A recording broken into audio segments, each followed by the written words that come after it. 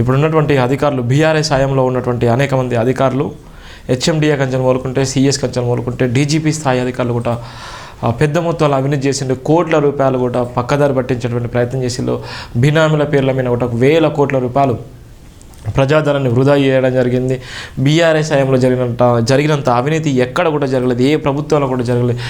ఎందుకు ఇప్పటి వరకు బీఆర్ఎస్ సంబంధించినటువంటి మంత్రులు మాత్రమే మేము అరెస్ట్ చేస్తాము అని చెప్తున్నారు తప్ప ఇప్పటివరకు మంత్రులు 62 రోజులు అవుతుంది ఈ రోజుకి, కానీ ఇప్పటివరకు ఏ మంత్రిని కానీ ఏ ఎమ్మెల్యేని కానీ ఎవరిని కూడా అరెస్ట్ చేసినటువంటి దాఖలాలు ఎందుకు? వీళ్ళిద్దరి మధ్యలో ఒప్పందం ఉంటుందా, లేకపోతే అంటే ఏమన్నా అండర్స్టాండింగ్తోనే పేద ప్రజలు బడుగు బయలైన వర్గాలు ఎక్కడ పోయినా పర్వాలేదు, కానీ మనం ఓన్లీ మాటలు మాత్రమే చెప్పుకుందాం, మీడియాలో గొగ్గిలు పెట్టుకుందాం, తర్వాత మనం చీకటి గదుల్లో కలుసుకొని మాట్లాడుకుందాం అనే విధంగా ఆయన పరిపాలన చేస్తున్నారా?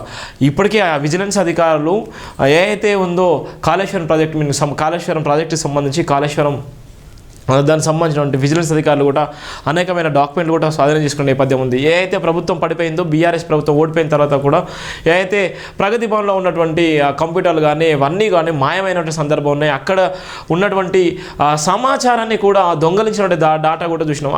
మంత్రుల దగ్గర ఉన్నటువంటి సమాచారాన్ని కూడా దొంగలించారనేటువంటి నేపథ్యం కూడా మనం చూసాం. అంటే ఎందుకు ఇంత ఎవిడెన్స్తో ఏసీబీ అధికారులు కానీ, ఎస్బీ అధికారులు కానీ, లేకపోతే ఇంటెలిజెన్స్ అధికారులు కానీ అంత స్పష్టంగా సీఎం రేవంత్ రెడ్డికి చెప్పినప్పుడు కూడా సీఎం రేవంత్ రెడ్డి గారు ఎందుకు స్పందించలేకపోతున్నాడు? అవినీతి జరిగిందని వెంటనే వాళ్ళ మీద విచారణ చేయాలి, వాళ్ళని విచారణ చేసి వాళ్ళకి సంబంధించినటువంటి ప్రతి ఒక్క విషయాన్ని ప్రజల ముందుకు తీసుకురావాలి, మీడియా ముందుకు తీసుకొచ్చేటువంటి పరిస్థితి తీసుకురావాలి.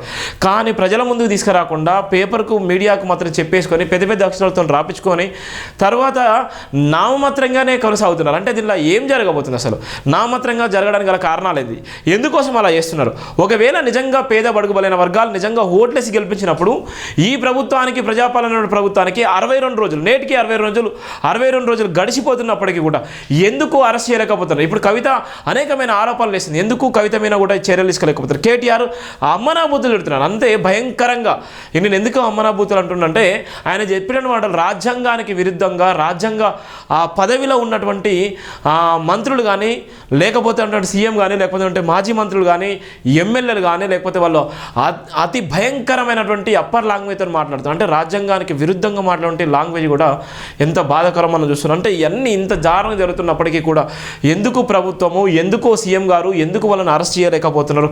విజిలెన్స్ అధికారులు కాళేశ్వరంలో మేడిగడ్డలకు సంబంధించి 3200 కోట్లు ప్రాజెక్టు అవినీతి జరిగింది అది అని చెప్తున్నారు. నివేదిక కూడా ఇచ్చినప్పటికీ ఇలానే సోమేష్ కుమార్ కూడా కోట్ల రూపాయలు అవినీతి జరిగిందని చెప్తారు. హెచ్ఎండిఏ సంబంధించినటువంటి బాలకృష్ణ కూడా ఆ అవినీతి తిమింగలమని రాయడం జరిగింది. అలానే ఉన్నటువంటి పాపారావు గారు, ఆర్టీఓలో ఉన్నటువంటి పాపారావు కూడా అనేక కోట్ల రూపాయలు కూడా కుంభకోణం చేసి ఈరోజు అమెరికాకు రిటైర్మెంట్ తీసుకొని అమెరికాకు వెళ్ళేటువంటి ప్రయత్నం చేస్తున్నారు. అంటే ఈ రోజు ఉన్నటువంటి నేపథ్యంలో డీజీపీ మహేందర్ రెడ్డి 1,00,000 కోట్ల అవినీతి చేసినటువంటి పరిస్థితి ఉంటుంది. అంటే ప్రత్యేకంగా ప్రతి ఒక్కరిపైన ఎవరికి అంతు చిక్కకుండా, ఎవరికి కొమ్ముగాయకుండా, ఏ ప్రభుత్వం ఉన్నా, ఏ పార్టీ ఉన్నా, ఏ వ్యక్తుల సముదాయము, వ్యక్తుల మీద ప్రత్యేక ఆరోపణలు చేయకుండా ఏదైతే జర్నలిజంలో భాగంగా, ఇన్వెస్టిగేషన్ జర్నలిజంలో భాగంగా ప్రత్యేకమైన వార్తలు రాయడం జరుగుతుంది. అది స్పష్టంగా మేము రాసే వార్తలు కూడా అనేక వేల మందికి అది గుండె చప్పుడుగా మిగిలినటువంటి సందర్భం ఉంటుంది. అందుకోసమైనా చెప్తున్నాను, ఇలా మీరు రాసేటువంటి ప్రతి వార్తను కూడా విశ్లేషణ చేసి, ఎనాలిసిస్ చేసి దాని తర్వాతనే మేము ఆ వార్తను కూడా ప్రచురించడం జరుగుతుంది. అందుకోసమే ఇవాళ ఉన్నటువంటి అవినీతి తిమింగలాన్ని కంటిన్యూగా రాసినటువంటి తరుణంలో ఇవాళ రాష్ట్రంలో బీఆర్ఎస్ హయాంలో చేసినటువంటి అవినీతి 1000 కోట్లలో ఉన్నది. 1000 కోట్లు ఓన్లీ అధికారులే కాదు, అధికారులతో పాటు ఎమ్మెల్యేలు కూడా అదే తరహాలో అవినీతి చేసినటువంటి నేపథ్యం కూడా ఉంది. ఇలా ప్రజాస్వామ్యంలో ఉన్నటువంటి, ప్రజాస్వామ్యంగా ఎన్నుకోబడ్డటువంటి రాజకీయ నాయకులు ఈరోజు ప్రజాస్వామ్య విలువలను కాపాడలేక ఇష్టానుసారంగా ప్రజలో ఉన్నటువంటి ఏదైతే ప్రజాస్వామ్యం ఉందో, ప్రజాధనం ఉందో విచ్చలవిడిగా వృధా చేస్తూ ఇష్టానుసారంగా చేసినటువంటి నేపథ్యం ఉంటుంది. వాళ్ళందరి మీద విజిలెన్స్ అధికారులు దాడి చేసి, రైడ్ చేసి, ఈడీ అధికారులు కానీ, ఏసీబీ అధికారులుగా రైడ్ చేసి నిజంగా ఒక ప్రజాపాలన అనే మార్కు కూడా రేవంత్ రెడ్డి మార్కును చూపించుకోవాలి. లేకపోతే అంటే రేవంత్ రెడ్డిని కూడా రాబోయే రోజుల్లో నమ్మేటువంటి పరిస్థితి కూడా ఉండదు. ఎందుకోసం అంటే ఇలా ఉన్నటువంటి అవినీతి ఎప్పుడు లేని విధంగా, ఎప్పుడు జరగని విధంగా, ఎప్పుడు ఈ మాటలు వినని విధంగా 1,00,000 కోట్ల అవినీతి బట్టబయలైనటువంటి నేపథ్యం. ఇలా సామాన్యుడు ఒక్క పూట అన్నం తినడానికి కూడా ఇబ్బంది పడేటువంటి నేపథ్యం ఉంది. ఇలా సామాన్యుడు ఒక్క పూట అన్నం తినడానికి ఇబ్బంది పడేటువంటి ఈ రోజుల్లో 1000 కోట్ల రూపాయలు ఎక్కడి నుంచి వచ్చాయి, ఎలా సంపాదించారనేటువంటి పరిస్థితి కూడా మనం చూస్తున్న దానికి సంబంధించినటువంటి వార్తలు అయితే అవినీతి తిమింగలం మాజీ డీజీపీ మహేందర్ రెడ్డి 1,00,00,000 కోట్ల అనేటువంటి ఆరోపణ కూడా రాపోల్ భాస్కర్ అడ్వకేట్ గారు కూడా గతంలో కూడా చెప్పడం జరిగింది. దాని మీద కేసు కూడా కేసు కూడా నడుస్తున్నటువంటి తరుణం ఉంటుంది. అదే తరహాలో ఉన్నటువంటి మా ఎమ్మెల్సీ కవితక్క కూడా ఆరోపణలు చేసిన నేపథ్యం ఉంది. ఈరోజు అంతా పెద్ద మొత్తంలో ఆరోపణలు చేసిన నేపథ్యంలోనే ఇలా బట్టబయలైనటువంటి సందర్భం కూడా మనం చూస్తున్న జేబీ దినపత్రిక ప్రధాన వార్త ఇక్కడ మన స్పష్టంగా కనబడుతుంది. ₹1,00,00,000 కోట్ల సంపదను పోగేసుకున్నారు. బినేమాస్తుల బాగోతాలు కోకల్లం. ఆదాయానికి మించిన ఆస్తులు సంపాదనలో ఆరితేరిన అధికారి మహేందరుడా టీఎస్పీసీని మల్లెం చేస్తావు. భాగ్యనగర ఆస్తులు బాధేసుకున్నాడు. మహేందర్ రెడ్డిపై అడ్వకేట్ రాపోల్ భాస్కర్ ఫిర్యాదు. టీఎస్పీసీ పరిస్థితి ఏందన్నటువంటి నేపథ్యం కూడా ఉంది. గతంలో వేల కోట్ల రూపాయలు కుంభకోణాలు, లక్షల కోట్ల రూపాయలు అవినీతి చేసిన నయంతోని సంబంధాలని గతంలో సినిమా హీరోయిన్ సౌందర్య అనే పేరు అందరికీ సుపరిచితురాలే. ఆమె ఉన్నటువంటి 11 ఎకరాల భూమిని కూడా కబ్జా చేసుకొని బలవంతంగా ఫోర్జరీ చేసి ఆ భూమిని కూడా కాజేసుకున్నటువంటి గనుడు ఇక్కడ ఉన్నటువంటి మహేందర్ రెడ్డి. అదే తరహాలో టీఎస్పీఎస్కి చైర్మన్గా ఉన్నాడు. టీఎస్పీఎస్ చైర్మన్ హోదాలో ఉన్నటువంటి మహేందర్ రెడ్డి కూడా 1,00,00,000 కోట్ల అవినీతి చేసినటువంటి మహేందర్ రెడ్డి ఇంకా టీఎస్పీఎస్ని ఇంకేం చేస్తారనేటువంటి భయంకరంగా ఉన్నాడు. గతంలో జనార్దన్ రెడ్డి ఏ విధంగా అయితే మోసం చేసిండో జనార్దన్ రెడ్డి ఆ టీఎస్పీఎస్ విషయంలో అనేక మంది ఇబ్బందులు పడ్డారు. టీఎస్పీఎస్లో నేను కూడా ఒక నిరుద్యోగిని, నేను కూడా ఒక బాధితుడినే. ఇలా టీఎస్పీఎస్ సంబంధించి ఇలాంటి మహేందర్ రెడ్డి, మళ్ళీ తర్వాత జనార్దన్ రెడ్డితో మహేందర్ రెడ్డి, ఇంకా మిగతా బీసీలు ఎవరు కనబడరా, ఎస్సీ ఎస్టీలు ఎవరు కనబడరా? ఎందుకు వాళ్ళకు ఆ టీఎస్పీఎస్ చైర్మన్ పదవికి అర్హులు కాదా? వాళ్ళు రాజ్యాంగానికి లోబడి పనిచేయలేరా? వాళ్ళు చదువుకున్న మేధావులు కారా? ఓన్లీ రెడ్డి ట్యాగ్ అని ఉంటేనే మాత్రమే వాళ్ళు పనిచేస్తారా? ఇలా అవినీతి మీద ఉన్నటువంటి నేపథ్యం ఉంది. టీఎస్పీఎస్కి సంబంధించినటువంటి ఇక్కడ ఏం చెప్తున్నారు, 1,00,00,000 కోట్ల సంపాదనను పోగేసుకున్నారు. బినామీ ఆస్తుల బాగోతులు కోకల్లం. ఆదాయానికి మించిన ఆస్తులు సంపాదనలు ఆరితేరిన అధికారి మహేందరుడు. టీఎస్పీఎస్ని మల్లెం చేస్తావు. భాగ్యనగర ఆస్తులు బాధేసుకున్నాడు. టీఎస్పీఎస్ని మళ్ళీ చేస్తే ఇప్పటికే 1,00,00,000 కోట్లు సంపాదించుకున్నావు. ఇలా టీఎస్పీఎస్ని ఇలా తెలంగాణలో ఉన్నటువంటి నిరుద్యోగ యువత ఒక భవిష్యత్తును నీ చేతిలో పెట్టి నువ్వు మల్లెం చేస్తామన్నటువంటి ప్రధాన వార్త కూడా జేబీ దినపత్రికలో రాయడం జరిగింది. రాపోల్ భాస్కర్ ఫిర్యాదు చేసినందుతో ఎంత అవినీతి మొత్తం బట్టబయలైన నేపథ్యం ఉంది. ఇక్కడ రాపోల్ భాస్కర్ ఆయన అడ్వకేట్కి సంబంధించినటువంటి అంశాన్ని కూడా మనం చూస్తున్నాం. ఇటీవల టీఎస్పీఎస్ చైర్మన్గా నియమితులైన రిటైర్డ్ డీజీపీ మహేందర్ రెడ్డిపై హైకోర్టు అడ్వకేట్ రాపోల్ భాస్కర్ సంచలన ఆరోపణలు చేశారు. పోలీస్ శాఖలో డీజీపీ పోస్టు సహా వివిధ హోదాలో పనిచేసిన మహేందర్ రెడ్డి అధికారాన్ని అడ్డం పెట్టుకొని లెక్కలేని అక్రమాలకు పాల్పడ్డారని పేర్కొన్నారు. ఈ క్రమంలో ₹1,00,00,000 కోట్ల పైగా విలువ చేసే సంపాదనను పోగు చేసుకున్నారు. మహేందర్ రెడ్డి చేసిన అక్రమంలో 40 వాటికి సంబంధించిన సమాచారం తన వద్ద ఉందని తెలిపారు.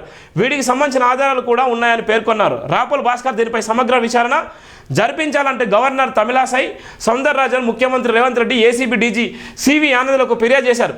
టీఎస్పీఎస్ చైర్మన్గా ఆయన మరోసారి అధికార దుర్వినియోగానికి పాల్పడే అవకాశాలు ఉన్నాయని అనుమానాలు వ్యక్తం చేశారు.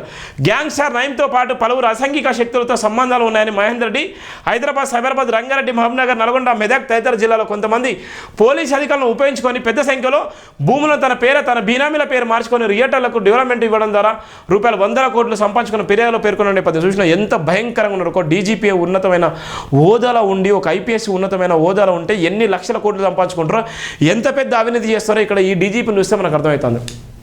ఎన్ని లక్షల కోట్లు, ఎంత కుంభకోణాలు, ఎవరికి వత్తసు పలికిండు, ఎవరైతే నిజంగా ఆయన నమ్ముకున్నారో ఆ ప్రజలకు న్యాయం చేయకుండా ఇష్టానుసారంగా ఆయనే ఒక అవతారం ఎత్తిండు. అవినీతి అవతారం ఎత్తి ఇష్టానుసారంగా ఈ హోదాను పెట్టుకొని, ట్యాగ్ను పెట్టుకొని ఇష్టానుసారంగా సంపాదించుకున్న నేపథ్యం కూడా ఉంది. ఇష్టానుసారంగా సంపాదించుకున్నాడు 100 కోట్లు. రాపోల్ భాస్కర్ చేసిన ఫిర్యాదులోనే పలు అంశాలు.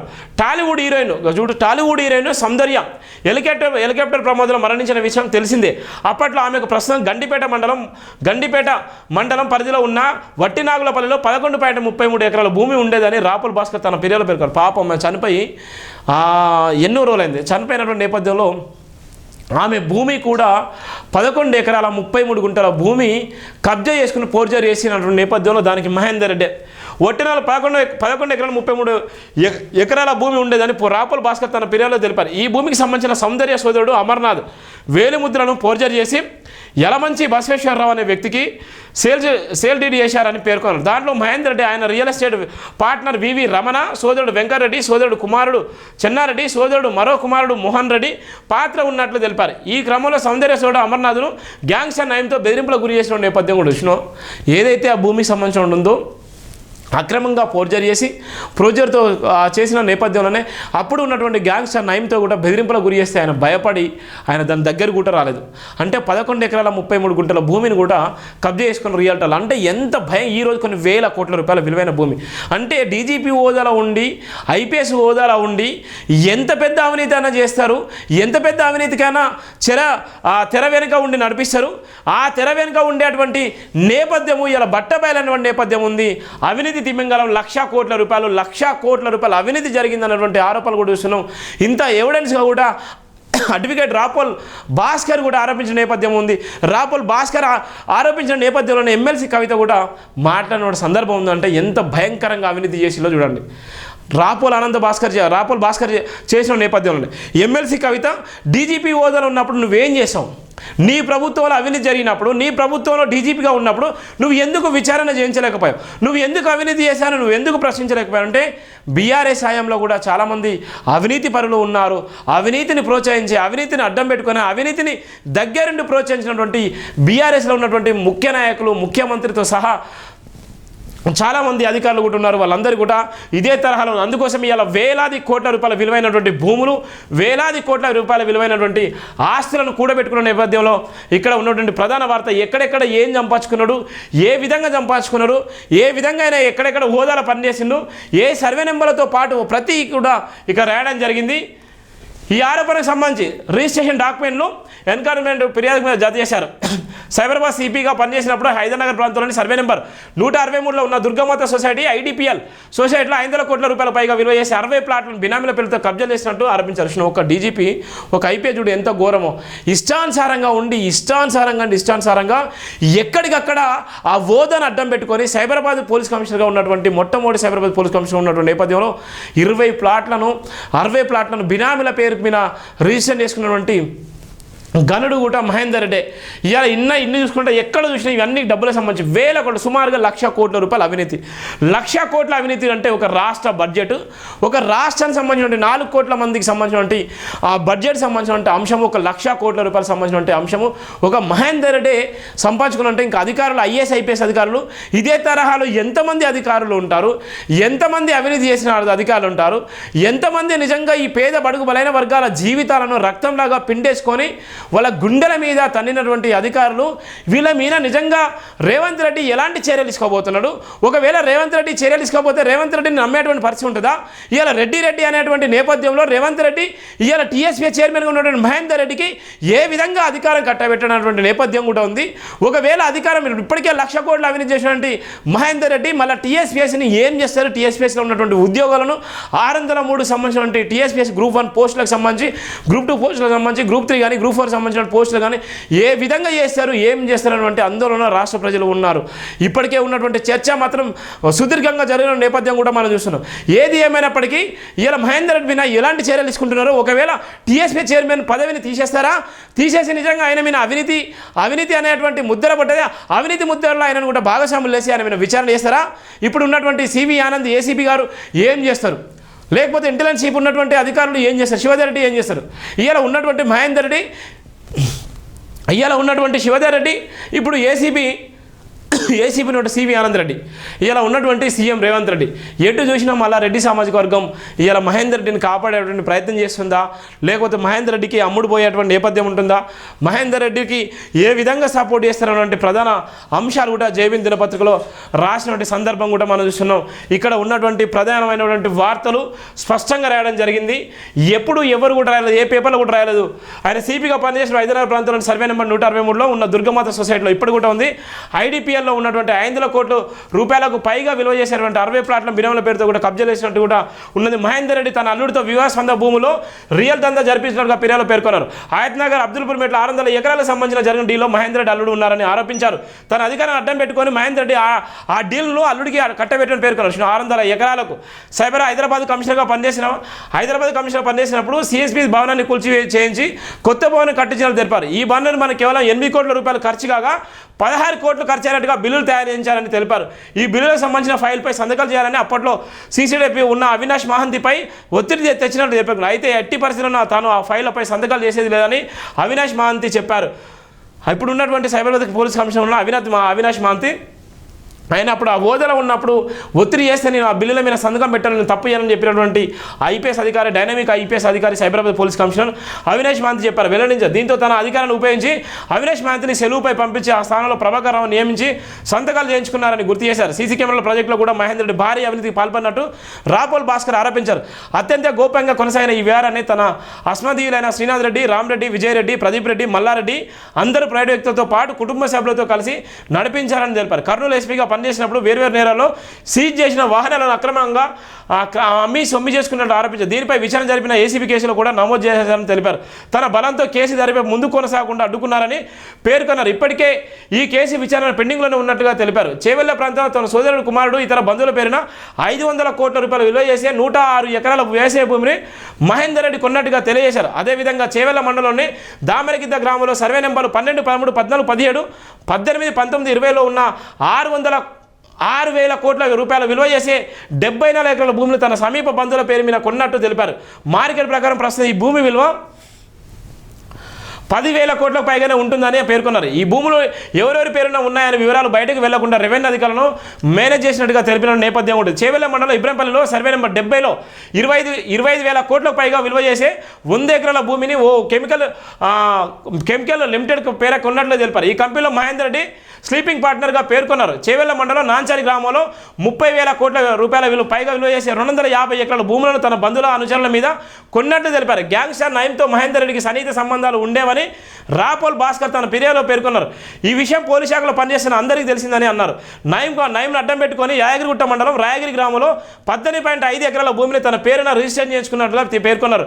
నయం ఎన్కౌంటర్ వార్త తర్వాత అతనికి మహేందర్ రెడ్డికి మధ్య ఉన్న సంబంధాలకు సంబంధించి పలు ఆధారాలు దొరికాయని తెలిపారు. పెద్దల పరిచయాలను ఉపయోగించి ఆధారాలు బయటకు రాకుండా చూశారని తెలిపారు. దీనికి అప్పటి ముఖ్యమంత్రి, మంత్రులు ఆయనకు సహకరించినట్టుగా ఆరోపించారు.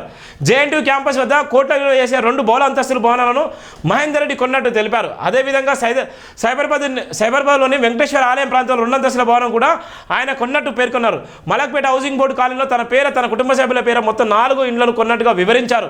అమీర్పేట ప్రాంతంలో తన బినామీల పేర ఓ వాణిజ్య భవనాన్ని కూడా కొన్నారని, దిల్సునగర్ ప్రాంతంలో G+4 అంతస్తులు మరో వాణిజ్య భవనం కూడా కొన్నట్టు తెలిపారు. నిజాంపేట 200 కోట్ల రూపాయలు విలువ చేసే 2 ఎకరాల భూమిని తన బినామీల పేర కొని పెట్టినట్టు పేర్కొన్నారు. అదే ప్రాంతంలో తన బినామీల పేర 2 లగ్జరీ ఫ్లాట్లు కూడా కొన్నారు. ఇక తన స్వగ్రామైన కిష్టాపూర్లో 100 ఎకరాల మామిడి తోటను కొని అందులో మోకిలా, శంకర్పల్లి, తెల్లాపూరు, గచ్చిపౌలు, మాదాపూరు, ఒట్టినాలపల్లి తదితర ప్రాంతాల్లో బినామీల పేర 100 ఎకరాల భూములను కొన్నట్టుగా తెలియజేశారు. వికారాబాద్ మండలం బురుగపల్లి గ్రామంలో తన బంధువుల పేర 500 కోట్ల రూపాయలకు పైగా విలువ చేసే 200 ఎకరాలు వ్యవసాయ భూములు కొన్నట్టుగా తెలిపారు. వట్టినాగలపల్లి రెవెన్యూ పరిధిలో గౌలిదొడ్డిలో సర్వే నెంబర్ 431, 432 లావాన్ పట్టా ఉన్న 10 ఎకరాల భూమిని తన సోదరుడు రామచంద్రారెడ్డి పేరున రిజిస్టర్ చేయించినట్టు పేర్కొన్నారు. ఈ భూమి ప్రస్తుతం మార్కెట్ విలువ 1,000 కోట్లకు రూపాయలకు పైగానే ఉంటుందన్నారు. తన మామ పేరున బోడుపల్లిలో 8 ఎకరాల భూమిని కొన్నట్టు పేర్కొన్నారు. శంషాబాద్ ప్రాంతంలోని మదర్పల్లిలో 500 కోట్ల రూపాయలకు పైగా విలువ చేసే 14 ఎకరాల భూమిని తన బంధువుల పేరు కొన్నట్టు వివరించారు. రంగారెడ్డి జిల్లా కడతల్లో 25 ఎకరాల మామిడి తోట, మహబూబ్నగర్ సమీపంలో మరో 80 ఎకరాల భూమిని తన బంధువుల పేర కొన్నట్టు తెలిపారు. తన మామ సుధాకర్ రెడ్డి పేర కల్వకుర్తి తాళకొండపల్లిలో 60 ఎకరాల భూమి మామిడి తోటను కొన్నట్టు పేర్కొన్నారు. తన సడ్డకుని పేర తొలుకట్ట కేతిరెడ్డిపల్లిలో 10 ఎకరాల భూమిని కొన్నట్టు తెలిపారు. మొయినాబాద్ మండలం అజిమ్ గ్రామంలో 12 ఎకరాల ఫామ్ హౌస్ను కూడా కొన్నట్టు తెలియజేశారు. భువనగిరి పరిసర ప్రాంతాల్లో సర్వే నెంబర్ 48, 83, 128లో ఉన్న దాదాపు 100 ఎకరాల భూమిని కూడా మహేందర్ రెడ్డి దక్కించుకున్నట్టు ఆరోపించారు. ఉమ్మడి ఆంధ్రప్రదేశ్ ముఖ్యమంత్రిగా పనిచేసిన కిరణ్ కుమార్ రెడ్డితో పాటు కలిసి పట్టణశేరి ప్రాంతంలో 50 ఎకరాల కమర్షియల్ ల్యాండ్ను కూడా కొన్నట్టు తెలిపారు. అప్పుడున్నటువంటి ఎంత ఘోరం చూడండి, ఎన్ని వేల కోట్లు, 1,00,000 కోట్ల అవినీతి చూడండి, ఎంత స్పష్టంగా రాయడమో. ఎక్కడెక్కడ సర్వే నెంబర్లతో పాటు ఆయన కబ్జాలు చేసుకున్నా, ఆయన మోసం చేసినా, ఆయన కొన్నటువంటి ఆస్తులు ఎవరిచ్చారు? ఒక ఐపీఎస్ అధికారికి వచ్చేటువంటి 2,64,065 జీతం వస్తుంది. 2,65,000 జీతం వచ్చేటువంటి ఐపీఎస్ అధికారి, 3 లక్షల జీతం వచ్చేటువంటి ఐపీఎస్ అధికారికి ఇంత పెద్ద మొత్తంలో ఇన్ని 1,00,000 కోట్ల అవినీతి చేసేటువంటి పరిస్థితి ఎందుకు వచ్చింది? ఎందుకోసం ఇంత అవినీతి చేసిండు? దీని వెనుక ఉన్నటువంటి అధికారులు ఎవరు? దీని వెనుక ఉండి ప్రోత్సహించినటువంటి ఏ సామాజిక వర్గం ప్రోత్సహించింది? ఎవరు దీన్ని మొత్తం టోటల్గా దీని వెనుక కథ స్క్రీన్ ప్లే ఉన్నటువంటి ఎవరంటే మహేందర్ రెడ్డి సూత్రప్రాయంగా ఉన్నాడు. మహేందర్ రెడ్డి కబందస్తలోనే 1,00,00,000 కోట్ల అవినీతి జరిగింది. ఎక్కడ ఉన్నటువంటి జైమిందిన పత్రికలో ఉన్న ప్రధాన వార్త ఆధారంగా ప్రతి సర్వే నెంబర్తో పాటు ఎక్కడెక్కడ ఫ్లాట్లు కొన్నారు, ఎక్కడెక్కడ భూములు కొన్నారు, ఎక్కడెక్కడ కబ్జాలు చేసుకున్నారు, ఎక్కడెక్కడ దాని విలువ మార్కెట్ విలువ ఎంత ఉంది, మార్కెట్ విలువ ప్రకారం ఇప్పుడు ఏ విధంగా ఉన్నారన్నటువంటి ప్రధాన వార్త కూడా రాసిన నేపథ్యం కూడా ఉంది. ఇప్పుడు జైభీం రవిచరణ్ ఎన్నో రకాలుగా ఇబ్బందులకు గురి చేసి ఇదే సందర్భంలో ఇదే డీజీపీ మహేందర్ రెడ్డి 2019లో అప్పుడు ఉన్నటువంటి తేనేటి కృష్ణప్రసాద్ డీజీపీ గారు నాకు సుమారుగా 35 నిమిషాలు నాతో ఫోన్లో మాట్లాడిన నేపథ్యం ఉంటుంది. డీజీపీ అప్పుడు ఉన్నటువంటి నేపథ్యంలో తేనేటి కృష్ణప్రసాద్ డీజీపీ గారు, నేను ఒక సామాజిక వర్గానికి సంబంధించిన శివ, నాకు డీజీపీ హోదా కావాల్సిన అవసరం ఉంది, డీజీపీని నాకు కావాలి, నాకు డీజీపీగా అడ్డుకునేది మహేందర్ రెడ్డి అడ్డుకుంటున్నాడు, ఆయన అంగబలంతో డబ్బు బలంతో నేను అడ్డుకుంటున్నాడు, నేను ఆయన కన్నా సీనియర్ను, నేను డీజీపీగా కావాలి, నేను సీనియర్గా ఉన్నానని నాతో 35 నిమిషాలు నాతో అప్పుడున్నటువంటి డీజీపీ తేనేటి కృష్ణప్రసాద్ నాతో మాట్లాడిన సందర్భంలో ఆయన గురించి ఇన్వెస్టిగేషన్ జర్నలిజంలో భాగంగా నేను డీజీపీ గారిని కలిసి మాట్లాడిన నేపథ్యంలోనే నేను ఈ డీజీపీ మహేందర్ రెడ్డి మీద అప్పుడు 2019 వార్త రాయడం జరిగింది.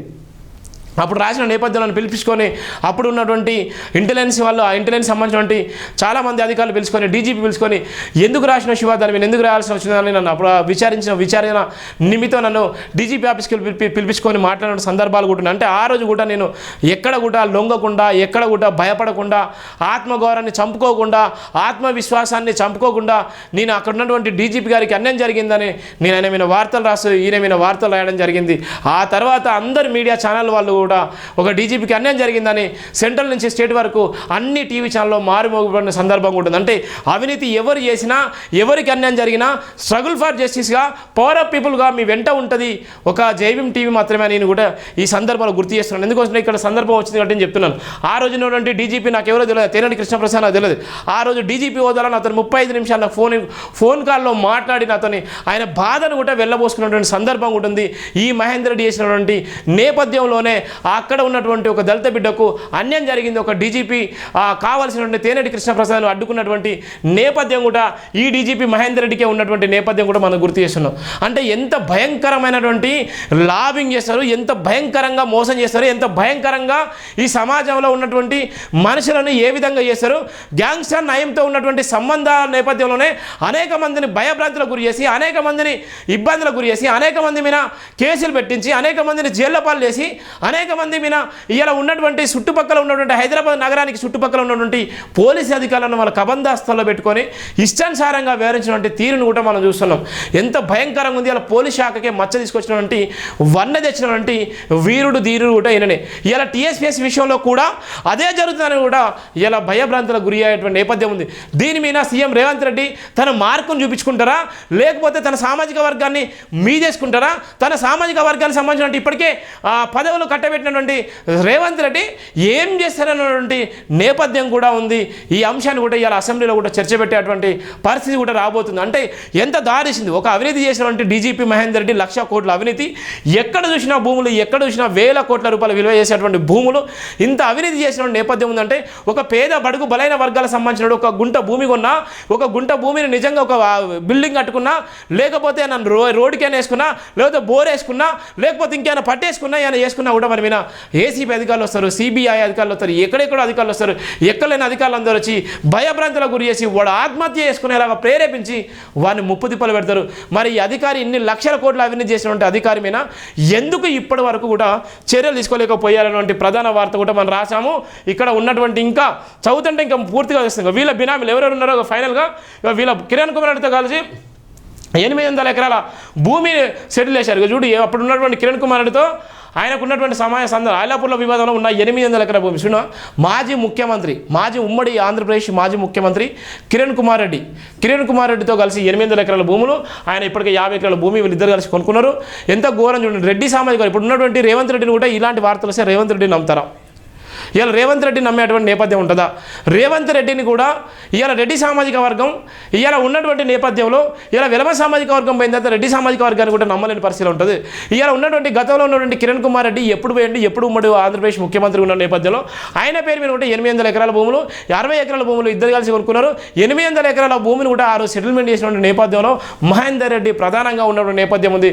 ఇప్పుడు కూడా వీళ్ళు బినామీ అంటే ఒక పక్కన సమైక్యాంధ్ర పాలనలో, ఒక పక్కన నిజంగా ప్రత్యేక తెలంగాణ రాష్ట్రంలో మనం కొట్టుకొని ఆత్మహత్యలు అక్కడ ఉన్నటువంటి అనేక మంది అమరులైతుంటే ఇక్కడ వీళ్ళు మాత్రం ఏం చేసుకున్నారు, భూములు కొనుక్కునేటువంటి ప్రయత్నం చేసిళ్ళు.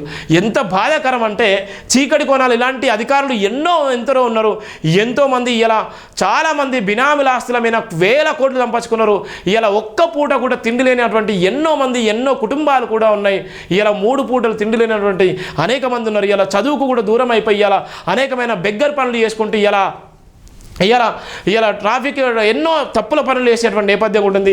ఆ నేపథ్యంలో ఈయన సంపాదించిన డబ్బులు చూడండి. 40 ఎకరాల భూమిని కొని కొంతకాలంగా ఓ రియల్ ఎస్టేట్కు డెవలప్మెంట్కి నిమిత్తం ఇచ్చారు.